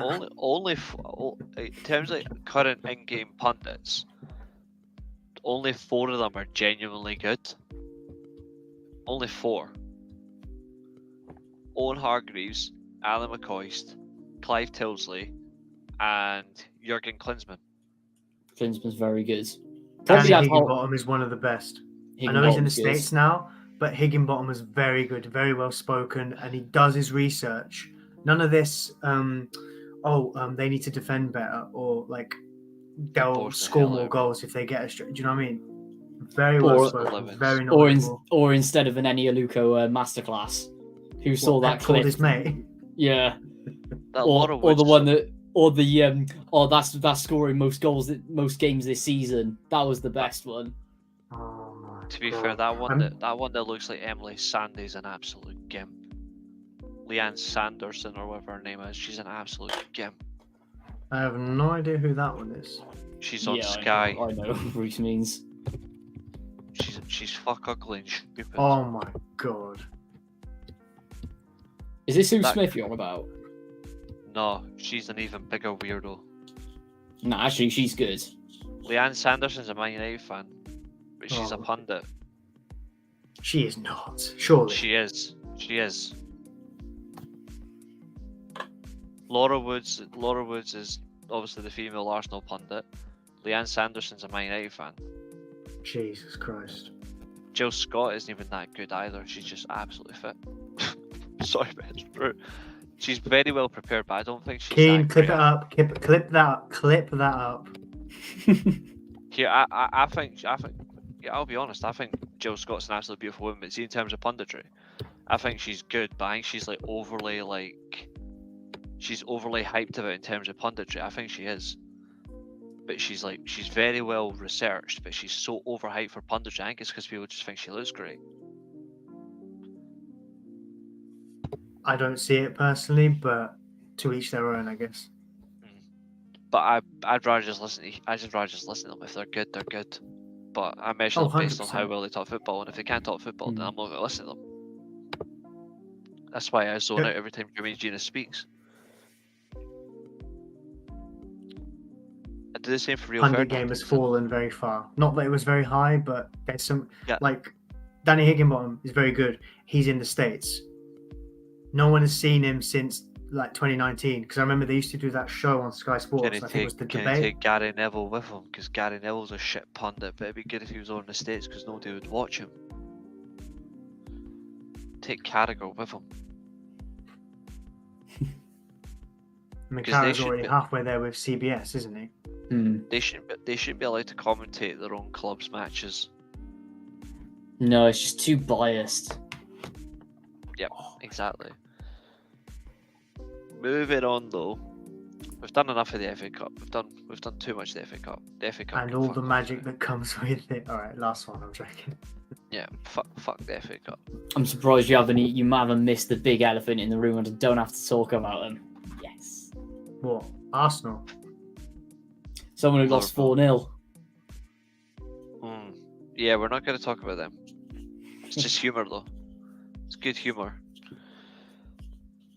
What I will say though is ha and ha and ha. But I want to talk about the surprise topic because we're going to do this all the way till we end the show, and that's 2 hours. Because again, we don't really need to do much. We're only going to do 2 hours because we're only just coming back this week. Yes. Do it nice and slow. Surprise topic of the evening. The pros and cons of the January transfer window, and should it be removed? Because it didn't originally used to exist. But should it be removed? Pros and cons for it. Is there justification for it? And should it go back to the old times where it was? You got the summer window, and that was it. That's your squad. That's the end of it. Because theoretically, the January transfer window doesn't do a lot of bonus. It depends which way you look at it. Yeah. It hasn't always been successful. It's not that successful in recent years. I think going back to the two, speaking as a fan, as a neutral fan, what used to excite me about it is clubs down the bottom buying players, buying that striker that might get them the goals they need to stay up, for example. But we now live in an era of the Premier League where there isn't that kind of surplus for strikers. Me and Nathan have talked about this before, off air at one point. We were talking about how going into January, you get teams down the bottom, they would sign someone's reject striker from somewhere, put them in, they get some 5 goals and it keeps them up. Like, I remember different January windows where Sunderland would come out with signing Danny Graham. You're like, where the hell did that come from? Is he going to be enough to keep them up? And I think that from a neutral perspective, it's a little bit nostalgic almost, but I'm not someone who is a big fan of this whole deadline day. I find obviously watching deadline day transfers interesting.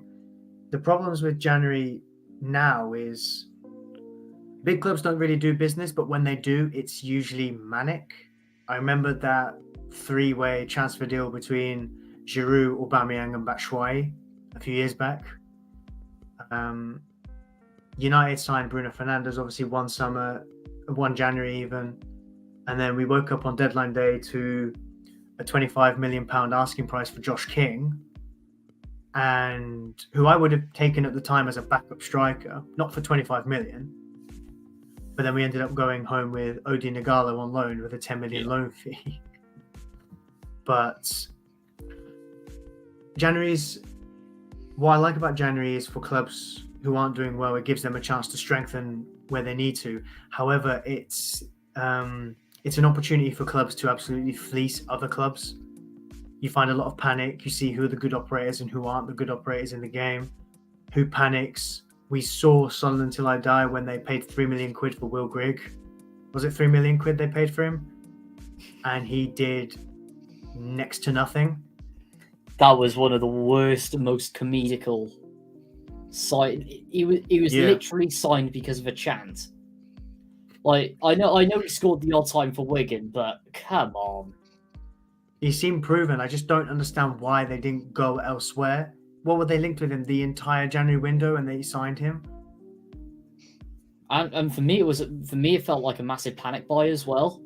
Just because it was exposed what was happening at Sunderland. They knew they were going to be in League One, so at the end of the day, you're getting a League One proven player in.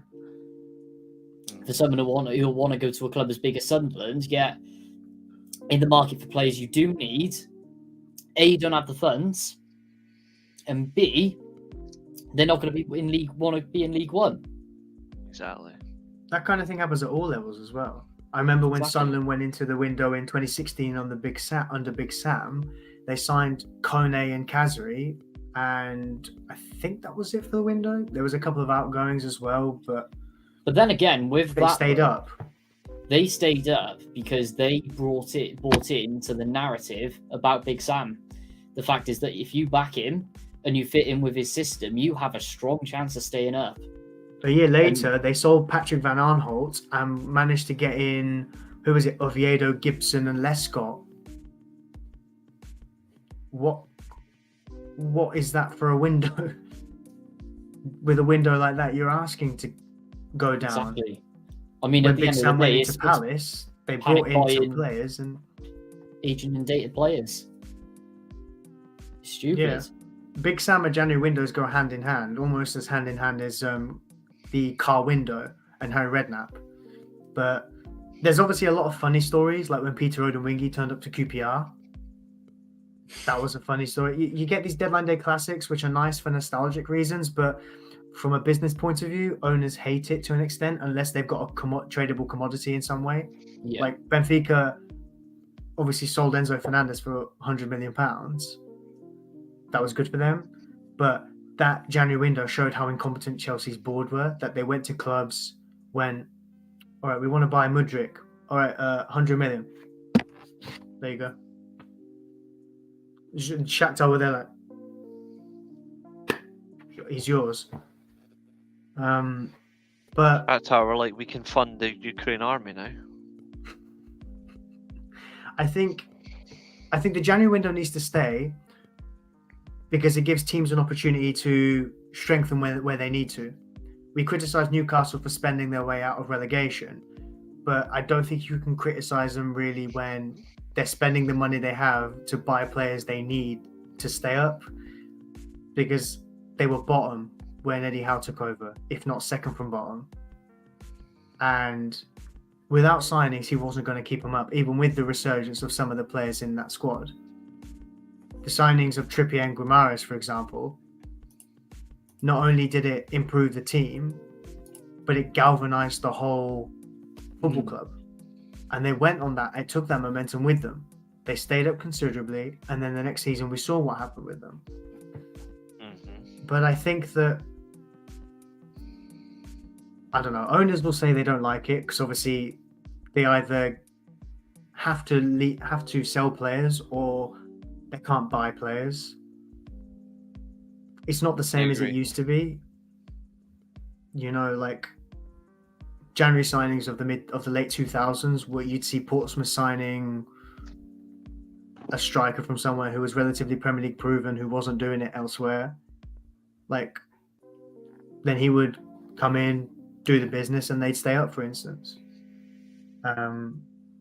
Should probably be a tier list at some point, actually, over the next few weeks, of iconic January signings or iconic January transfer windows for different reasons, or players for different 100%. Reasons. like within a year, Odemwingie not only turned up to QPR and didn't get the transfer he wanted, then he left Cardiff for Stoke a year later in a deal that saw Kevin Jones go the other way. Honestly, that benefited us so well. Yeah, but I think my opinion with January is, for me, it's good that we have a January transfer window. Comes at the right time in the season, just after halfway, where, for example, it benefits clubs in particular if they're having an injury crisis, for example, so they can get in some solid free transfers or cheap transfers that will see them through until these players return, and then remove the deadwood in the summer if they have the opportunity to do it as well, and it gives that time. City had that. City had a striker injury crisis, and they spent £25 million on Wilfred Bonny, which was brilliant. Smart, really smart. I mean, I as much as I hate praising former Swansea players, like, at the end of the day, that's the right way of doing it. And I think another scenario as well is for teams lower down. If you say, for example, you use your loan slots, all of them are absolutely terrible. You have the opportunity to send them back, recall the loans, start afresh, get that extra bit of quality in the squad to push it back up. If a new manager's come in and he needs a certain type of player because he doesn't rate one, like David Moyes in his first spell at West Ham, did he sign anyone in January? I believe he might have. Yeah, no signings, I don't think, because he wasn't a permanent manager. But that's another thing as well you got to add with management. If there wasn't, they signed Joe Hugel. I remember that one.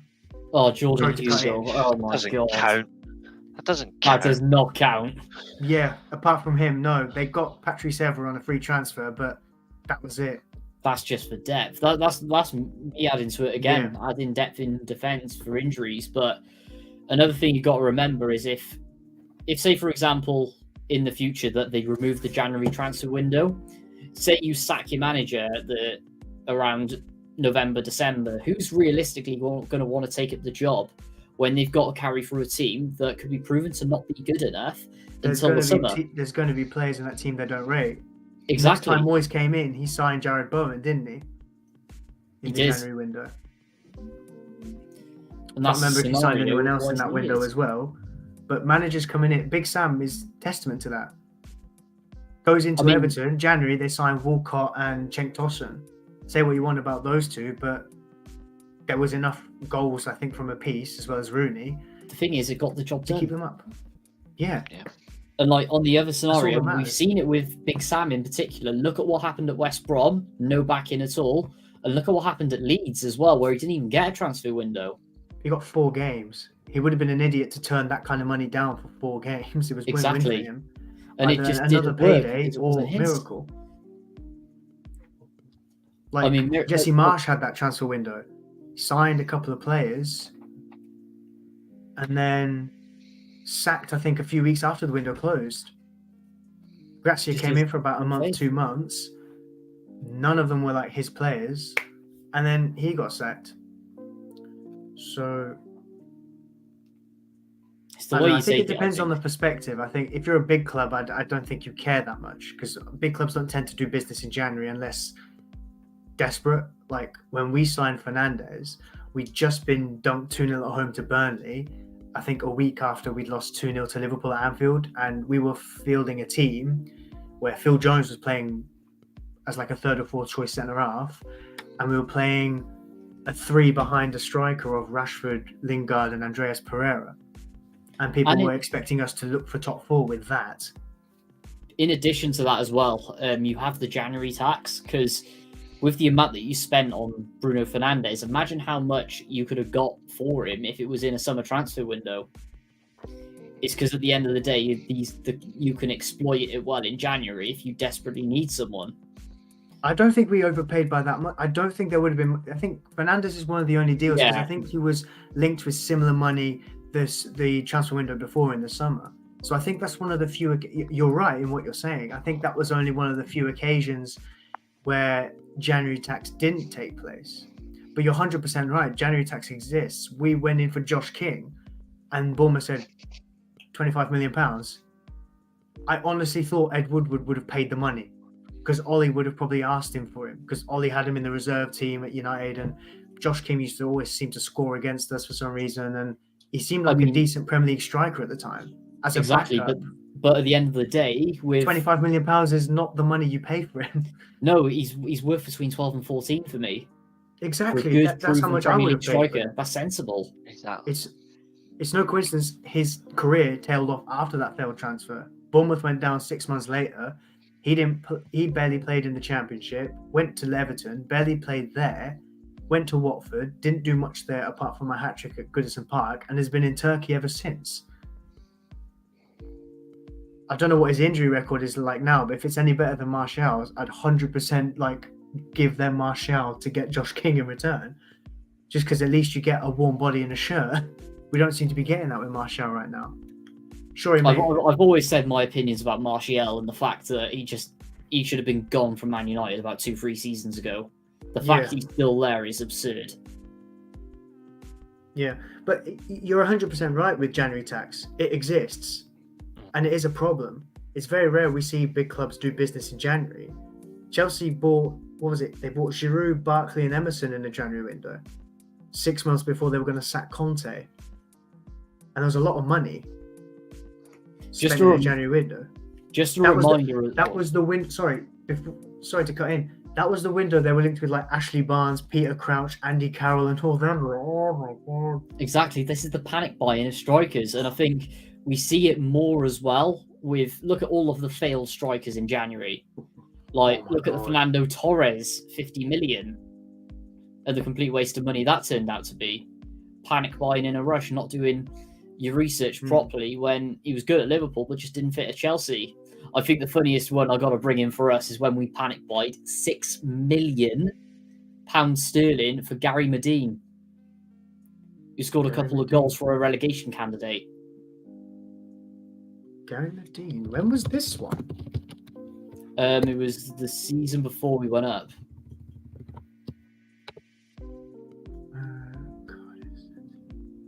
I think it might have been the year we went up. That one. He joins in 2018. Biggest waste of money ever. Panic buy to get goals in. Yeah.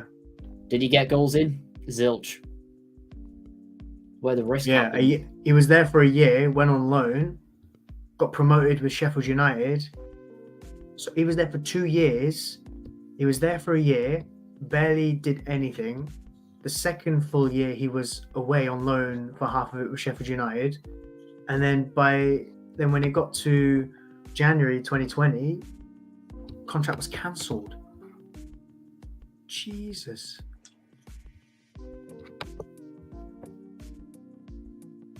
January tax strikes again, in particular in the striker department. £6 million, Jesus. Yep. And that's what bodes the question. And that's what bodes the question of should it go or should it stay. Me personally, I think the January transfer window should go. That doesn't surprise me in the slightest that you say that. I can't lie. I thought that's where you're going with it. I'm the opposite. I think it should stay because I'm thinking about it from a new manager point of view coming in. He'll want at least 1 or 2 bodies in to help if they're down there. I also think if a manager's coming in, what gives him the sense that he needs to get a player in January? Like, what can he command to prove it? Because he could feel good, horrible backfire. I think it's a fair point in that sense, but I also think it's wiser to wait and see how it goes. And then if you're already guaranteed to be in the job in the summer onwards, just make your signings then. Where you're already at in the situation-wise, it's a free hit, give or take. No, because managers are brought in to keep the team up if they're desperate enough. And let's say this happens around the November period. I think November period we see a lot of managers go. Manager will get just a bit of November, maybe a whole of December to see what he's got. Not everyone is going to be good for him. He's going to try and keep him on side as much as he can. But more often than not, they need bodies to come in some format. We do see players leave as well. How about this one, Reece? Say, for example, you get rid of the January window. Where do you bode with free transfers and loan recalls? Do we have like a loan recall and resend out window? Or do we just completely leave it at that? I think that's acceptable. I've got no issue with that. In terms of like physically making any signings to strengthen your squad on a purchase basis, then nah, it needs to stop. Back It's also a chance to sell your assets. Let me put it this way. West Ham had Arnautovic, scored goals, didn't sell him in the summer, sold him for decent money in January. If he stays for the rest of the season, not only would he would have been a depreciating asset for West Ham, they wouldn't have got anywhere near as much money probably in the summer as they did in January, potentially, but this is the Chinese Super League. But also, what use is a player who's on huge wages, who isn't playing for the whole season, if you can't, because he downed tools. We saw him down tools in that January period. He wanted to go. So at that point, as a club, for the culture of and what the whole vibe is in the dressing room and everything, you need to get that as quick as you can. And if January comes around at the perfect time, fantastic. You get him out, you invest that money elsewhere to strengthen if you need to, because you need to replace him. This guy was your best player the year before and he's not been cutting it this current season. You still need to replace that regardless. Sure, maybe you can wait till the summer. You can bring in a temporary solution. You can, if you've already got a striker who's scoring goals like they had Antonio at the time, they could use him. But no team is perfect. There's always somewhere they can improve. Another thing that you have to add with it as well is it will allow players that like to exploit their contract to run out, massively exploit it. So say, for example, if you have someone at the start of the season says they're committed to the club, I'm going to sign a new contract, come towards the end of the season, then they get to January, completely change their minds. Chance to get some money now as opposed to losing him on a free, yeah. And on top of that as well, you will have the opportunity to cash in for him. And then warn them, okay, we're gonna sell you this window. If you refuse contract offers, you are going to be dropped. Yep. And I think that's a fair way to put a conclusion on it. Yep. I think that's a good thing to do. On the way out on the show, lads, is there anything else you want to add? Because I think we've got through a lot tonight. And yeah, I'm we smashed it, a guys. little bit fatigued. Feels good to be back in that environment. The only thing I think I can only add is Mowbray's a good appointment for Birmingham. 100%. We all blasted Rooney. I said on the last one, Mowbray, good safe pair of hands. We'll get that squad tied up, and looks like it's going to happen. So they're in progress for a mid-table finish. I have a question, actually. Nathan, I'll raise this to you first. Reece, feel free to offer your input to it as well. You look at the top 10 in the championship, Nathan. Yeah. If you were to look at teams going up or losing out on the playoffs or getting into the playoffs, who do you think could benefit the most from a January window? You already discussed before that Hull bringing in Fabio Carvalho, they could go up. Yeah. And in fact, with Hull, I think they could be knocking on automatics if they go on a really, really good run, because that is some front line if it comes off. Coventry, they're in a good run, could be okay. I think us are probably the big ones. Christ, especially ninth, aren't you? Yeah, we are ninth. We're the big ones because we're very heavy in certain areas, and a bit of depth could help as well, because the player's bullet's meant to be freezing out. He's having to play. And he's already said he wants them gone as well. I think the biggest elephant in the room for me, but I don't think they're going to be able to spend, is West Brom. Colour me shocked. West Brom in fifth. Jesus, they snuck up on me with that one. The thing is, Corberan's doing such a good job there with the squad he's got. They're good in pockets, but if they can get that depth installed across the pitch, they're going to be challenging, and they could do well in the playoffs. But do we think the likes of Sunderland will do any business in January? Because I worry that with Mick Beale at the helm, even with some business, they might fall short. I think they might. The thing that Sunderland need the most for me is a striker. Yeah, 'Cause they're Ross playing a lot Stewart's of out. younger players at striker, aren't they, at the moment? Yeah, they're chopping and changing it to see what's working, and nothing's working. They need that leadership. Especially role, with Jack Clark being linked away. If he goes, where the goal's going to come from? Plus, if Jack Clark goes as well, I feel that there's a shortage on the wing as well. So, in the fact that the goals will dry up on that side of it, also the creativity and the assists will dry up as well. Which means a lot less goals being scored, a lot less doesn't help with the goal difference, and ultimately it will allow them to regress and lose matches that they could be winning with a threatening front line. Yep. Agreed. Fair enough. Reece, you got anything to add? No, not really. I'm not entirely sure, to be honest. No worries. None of them stand out.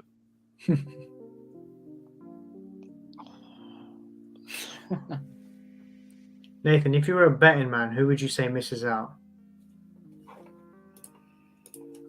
If we're going for top 8 at the moment, I fear for West Brom if injuries crop up. Sunderland, I can't see it. Sunderland will absolutely drop out, actually, considering Hull and what they're doing this transfer window. And in fact, Hull are a dark horse for going up via the playoffs. Coventry very well could make it over West Brom. Coventry, yeah. Cardiff, I have no idea. Southampton and Leeds don't Watford convince don't see me it. enough for. If Southampton and Leeds both get playoffs, none of them convince me enough that they're going to go up via the playoffs. I agree. It's the big one for me is Leeds because they're not on a great run either. There's a lot less confidence there. They're signing players for the sake of it. Daniel Farker's not really working as well. To be fair, Ipswich aren't on a great run either. I think Southampton will see that as an opportunity to pounce. Southampton have to get automatics or they don't go up, in my opinion. I agree. I absolutely agree. But on the hand of Ipswich, I think the reason they've been struggling is because of the fixture congestion over Christmas. Now that is gone, I think they're going to start to push. Because that's the problem that you've got with Ipswich is the lack of depth. Could we see a burnout at the end of the season, though? Kind of like what we saw with Leeds in Bielsa's first year? I think it's a little bit different. Mainly because Leeds had that depth. It's just because of the way that Bielsa plays and the fact that he has... Yeah, of course. Style of play is team's different, absolutely obviously, but a lot of those players had championship experience. This Ipswich team, they don't have that as such through the squad, do they? No, but I think even though we've seen it with League One where they were consistent and actually got better throughout, we've sort of seen it with the first half of the Championship this season, but I think it is the winter congestion that has caused them a bit. Now they've got this time. I don't think being in the FA Cup helps, obviously, but now they've got this time, I think they can really start to regroup, and that the fixture congestion has eased now, they can really start to move on. Get the wins back on the board. They've had a tough run as well, and they should be fine. Fair enough.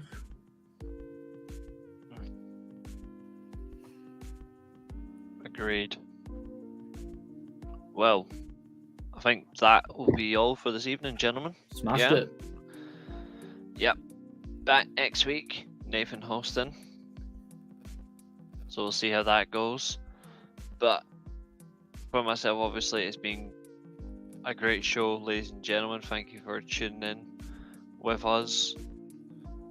We're going to get out here, but we will see you all next week for another jam-packed World of Football podcast. Arrivederci. Buonanotte. Bye. Live on YouTube. And listen back on Spotify. This is the World of Football podcast.